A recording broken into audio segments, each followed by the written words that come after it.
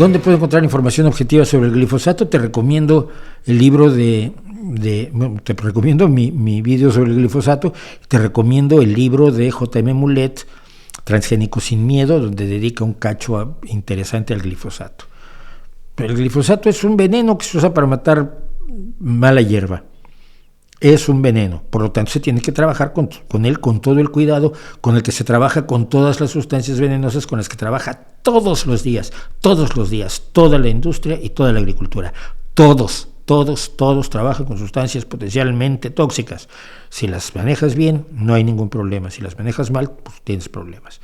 Si las manejas mal, no es culpa de la sustancia, porque para eso existen las hojas de datos de seguridad de los materiales, que tienes que leer cada vez que vas a utilizar un material desconocido, y están las recomendaciones del fabricante para que tengas la seguridad necesaria, y está la obligación de los patrones de que tengas las medidas de seguridad necesarias cuando trabajas con materiales tóxicos.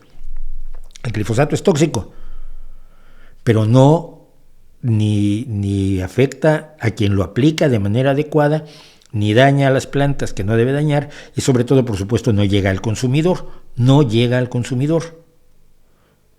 Una de las ventajas del glifosato es que se degrada en poco tiempo después de su aplicación, tiene su efecto herbicida y se degrada, y no tiene efectos posteriores, a diferencia de otros pesticidas con los que los quieren sustituir, que son mucho más peligrosos.